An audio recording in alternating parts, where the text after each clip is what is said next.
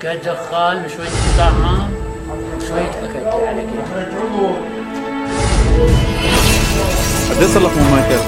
والله ما بعرف. ما نضحك عليك.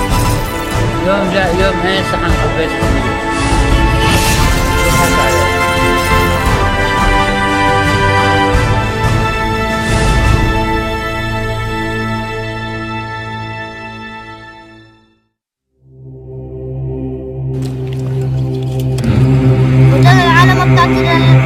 لحد تكبر. منين الفلوس عندكم؟ مساعدات فاتت للناس. وانتم ما استلمتوا شيء؟ لا. لو استلمنا شيء في عنا اكيد ما كنا ندير لها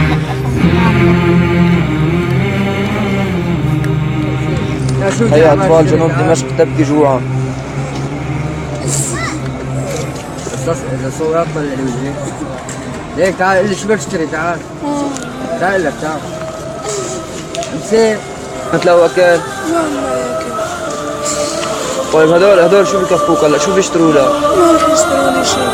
أنا بجيب 600 ولا بجيب كيلو خبازة.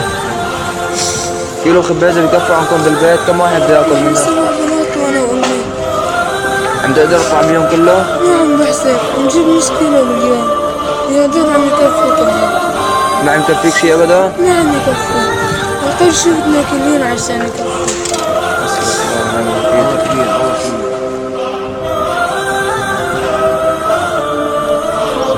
شو عم تاكل؟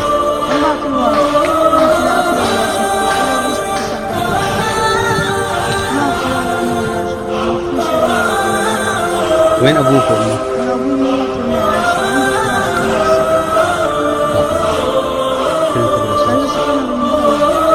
منين مسكينة؟ اليوم تاكل ورق هيك؟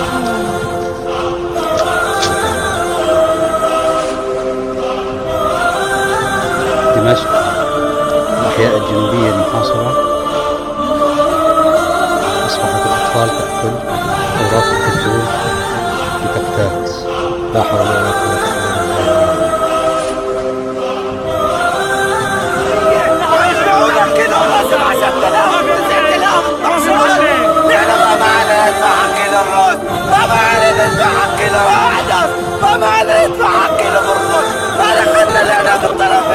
بدنا ناكل ونشرب، بدنا نكون لنا بامان، بدنا نكون المخيم بامان، بدنا نكون لنا ما دخلنا بعدا، ما دخلنا بعدا، والله ما دخلنا، والله واللي اسمه الله ما دخلنا.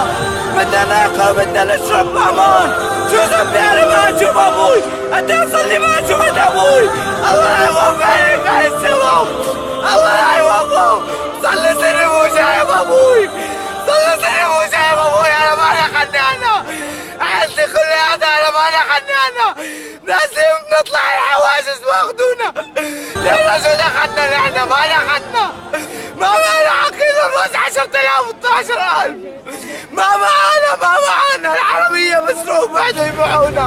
بيستغلونا نحن، بيستغلونا نحن. ما دخلنا. عباء تلفزيون 100 ليرة. ما معنا عمية، ما معنا مصاري. ارحمونا يا جماعة الخير، ارحموا ما بالارض يرحمكم.